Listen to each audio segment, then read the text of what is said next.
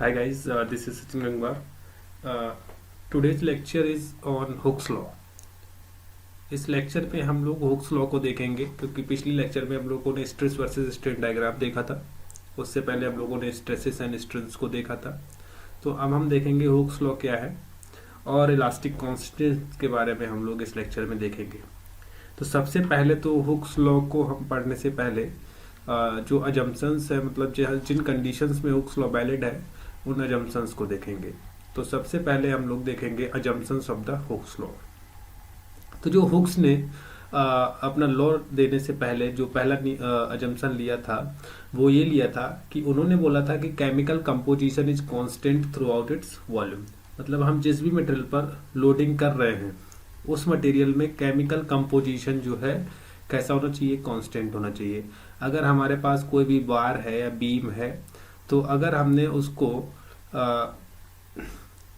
किसी भी मटेरियल का लिया है तो हर जगह पर जो केमिकल कंपोजिशन है वो उसी मटेरियल का होना चाहिए। ऐसा नहीं है कि यहाँ पर कुछ अलग है कंपोजिशन, यहाँ पर कुछ कंपोजिशन अलग है। अगर हम लोग स्टील का एग्जांपल लेते हैं तो जो कार्बन परसेंटेज आयरन में यहाँ पर होनी चाहिए वही यहाँ पर होनी चाहिए। ठीक है, तो पहला जंक्शन इनका ये था कि केमिकल कंपोजिशन जो है वो कांस्टेंट होनी चाहिए थ्रू आउट इट्स वॉल्यूम।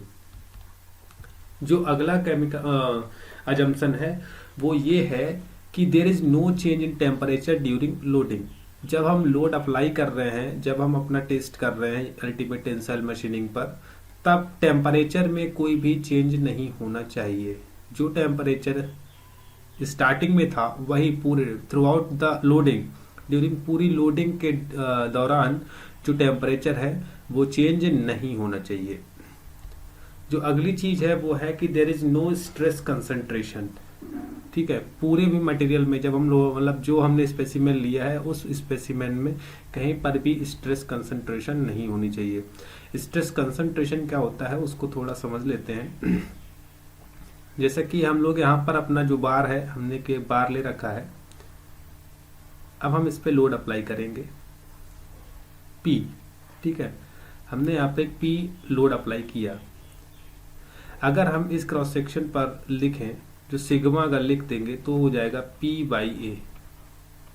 अब चूंकि ये प्रिज्मेटिक रॉड है, ठीक है, प्रिज्मेटिक रॉड का मतलब है कि इसका जो क्रॉस सेक्शन है वो through out its length constant है।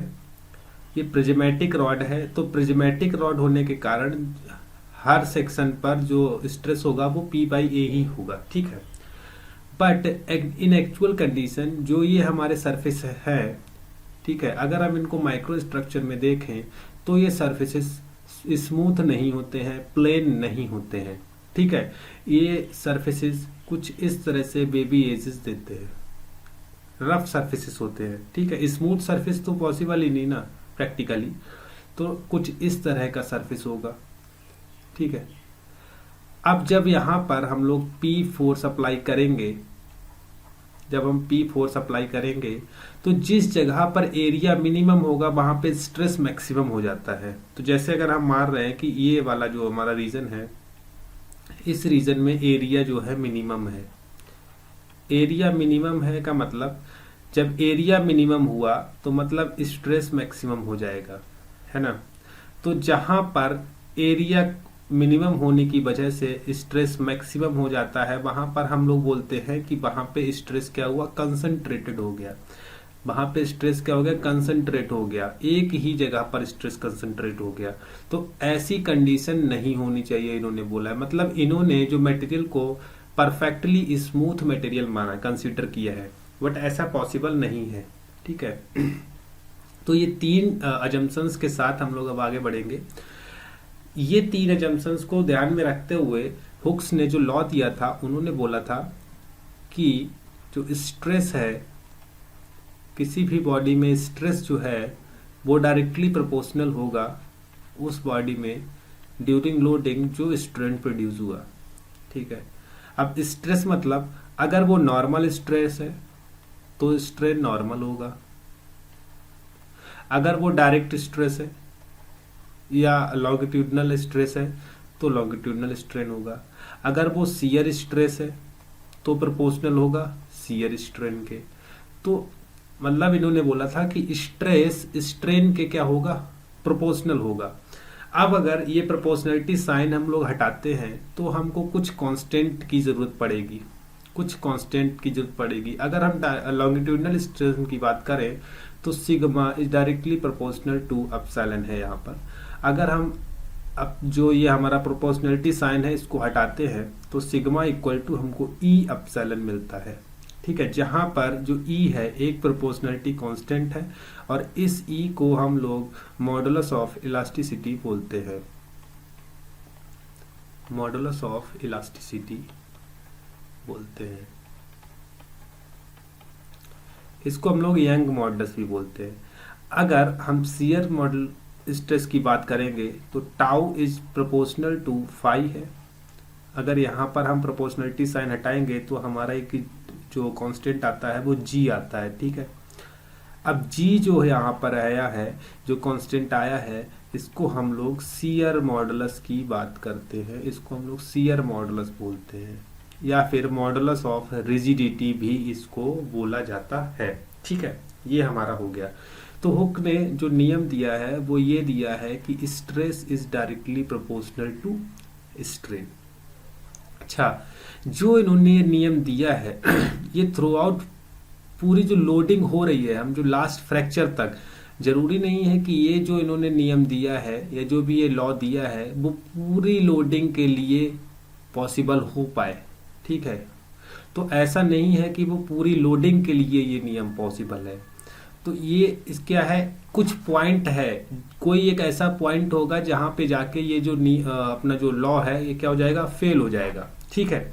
तो सब अब हम लोग यहाँ पर देखने वाले हैं कि जो हमारा हुक्स लॉ है, जो sigma equal to E epsilon, sigma equal to E epsilon, ये कहाँ तक वैलिड रहेगा।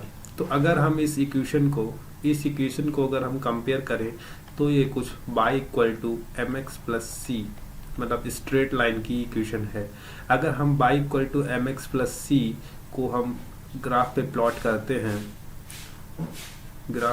करते हैं तो हम देख पाते हैं कि ये इक्वेशन की लाइन कुछ इस तरह से ड्रॉ होती है, जहाँ पर ये m स्लोप है इसका और c जो क्या है बाई एक्सिस पर इंटरसेक्शन है, ठीक है।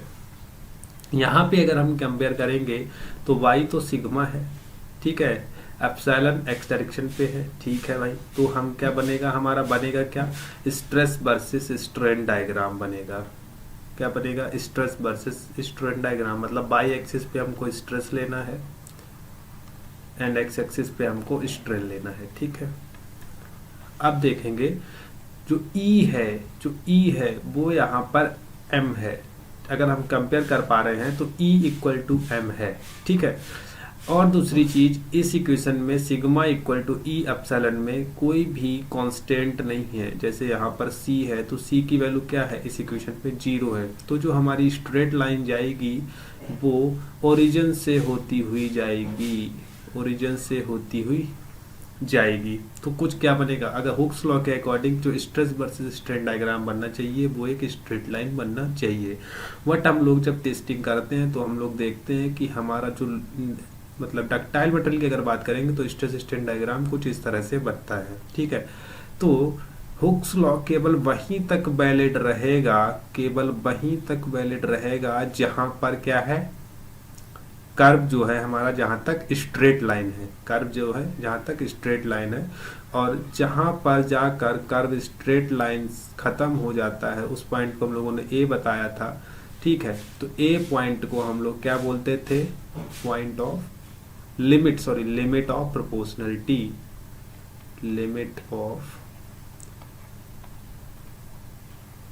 प्रोपोर्शनलिटी, ठीक है। मतलब क्या है कि इस लिमिट तक जो हमारा मटेरियल है जहां पर उसमें स्ट्रेस जो है वो स्ट्रेन के डायरेक्टली प्रोपोर्शनल है। अब अगर हम बात ई की करें तो ई हम यहाँ पर देख पा रहे हैं, जो स्ट्रेस वर्सेस स्ट्रेन डायग्राम हमारे पास है तो उसका स्लोप है, जो स्लोप है स्ट्रेस वर्सेस स्ट्रेन डायग्राम का वो क्या है, ई है। यानी ई जो है वो हमारा क्या है, सिग्मा अपॉन एप्सिलॉन, स्लोप दे रहा है। तो अगर हमारे पास कोई भी दो मटेरियल हैं, जैसे E1 है, एक का इलास्टिक कांस्टेंट E2 है, और अगर E1 E2 से ज़्यादा है, और हम अगर दोनों ग्राफ बनाएंगे तो E1 क्या होगा, वाई एक्सिस की तरफ ज़्यादा होगा, E2 क्या होगा, कुछ इस तरह से आएगा। ये E1 वाला मटेरियल का ग्राफ बनेगा, ये E2 वाले मटेरियल का ग्राफ बनेगा, ठीक है।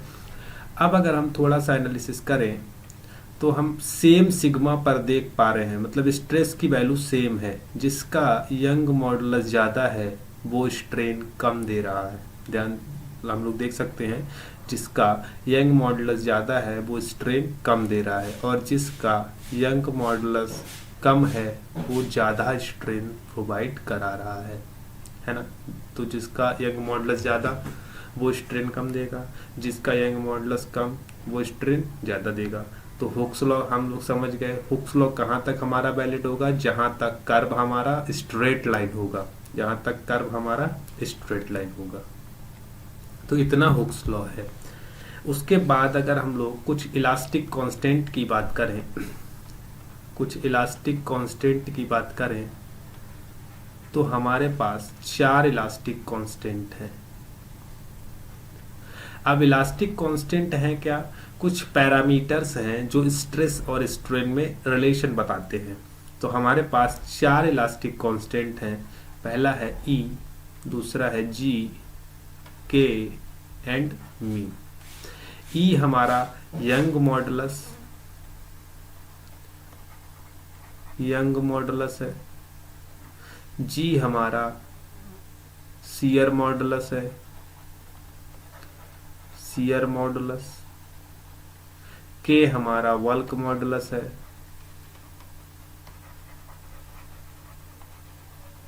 एंड म्यू हमारा पॉइजन रेशियो है।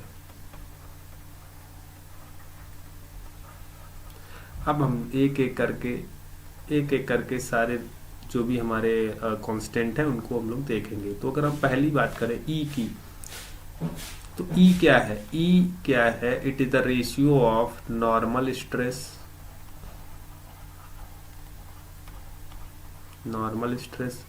Upon normal strain. मतलब नॉर्मल स्ट्रेस और नॉर्मल स्ट्रेन का जो रेशियो है वो हमेशा यंग मॉडुलस होता है। अगर हम इसके यूनिट की बात करें तो जो स्ट्रेस की यूनिट होगी वही यंग मॉडुलस की वैल्यू यूनिट होगी, ठीक है। क्योंकि स्ट्रेन की तो कोई यूनिट होती नहीं है, स्ट्रेन क्या है, यूनिटलेस है। तो अगर हम यंग मॉडुलस की बात करें, मॉडुलस ऑफ इलास्टिसिटी की बात करें, तो normal stress upon normal strain जो होता है वो मॉडुलस ऑफ इलास्टिसिटी होता है। और ये अगर इसको हम निकालेंगे कर्व से तो ये क्या है, slope of stress versus strain diagram, ठीक है। अगला जो सेकेंड वन है वो है हमारा G, इसको हम लोग शियर मॉडुलस बोलते हैं। और ये जो होता है वो होता है shear stress upon shear strain. मतलब शियर स्ट्रेस और शियर स्ट्रेन का जो रेशियो है वो हमारा शियर मॉडुलस कहलाएगा।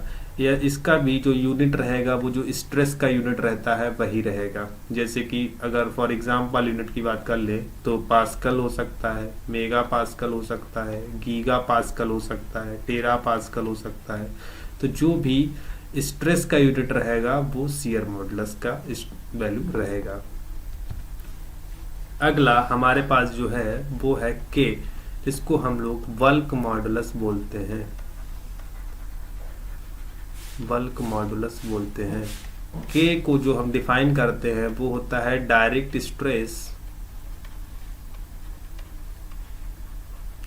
Upon volumetric strain.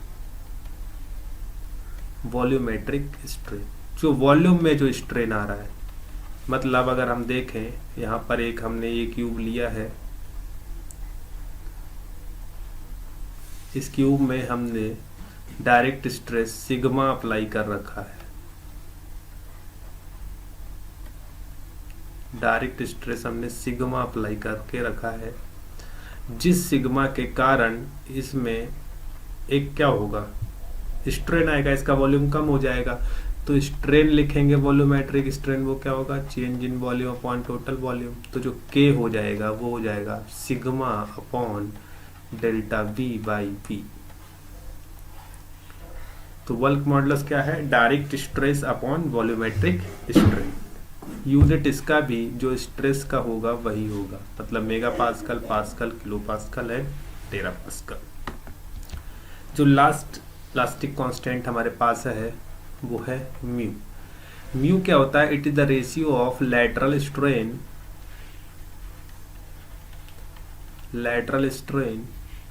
And linear strain. Lateral strain और लीनियर स्ट्रेन का जो रेशियो रहता है वो म्यू है।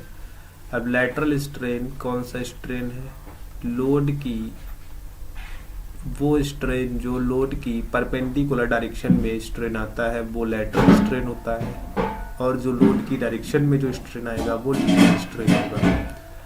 अगर हमारे पास कोई एक रॉड थी जिसकी इनिशियल लेंथ L थी एंड आफ्टर लोडिंग जो लेंथ हो गई वो L प्लस डेल्टा L हो गई, और इसकी जो बिर्थ थी वो लोड से पहले B थी, बाद में B माइनस डेल्टा B हो गई। तो अगर हम लोग लीनियर स्ट्रेन लिखेंगे तो वो हमारा डेल्टा L अपॉन L होगा, और अगर हम लोग लेटरल स्ट्रेन लिखेंगे तो वो हमारा डेल्टा B अपॉन B होगा। क्यों, क्योंकि बिर्थ जो है वो क्या है, लोड के परपेंडिकुलर डायरेक्शन में है। तो जो स्ट्रेन लोड के परपेंडिकुलर डायरेक्शन में आएगा वो लेटरल स्ट्रेन होगा, और जो स्ट्रेन लोड की डायरेक्शन में आएगा वो लीनियर स्ट्रेन होगा। तो म्यू यहाँ पे अगर लिखेंगे तो del V by V upon del L upon L होगा। म्यू की वैल्यू जो वेरी करती है वो 0 से 1 के बीच में वेरी करेगी। अगर म्यू की वैल्यू 0 है इसका मतलब ये है कि लीनियर स्ट्रेन तो आ रहा है बट लेटरल स्ट्रेन 0 है।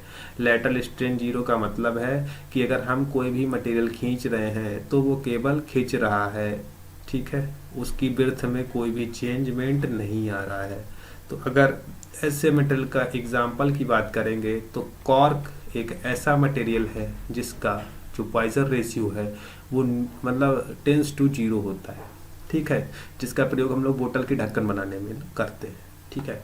तो ये था आज की वीडियो में जिसमें हम लोगों ने हुक्स लॉ देखा और कुछ इलास्टिक कांस्टेंट्स देखे। आई थिंक आप लोगों को वीडियो पसंद आया होगा। Thank you.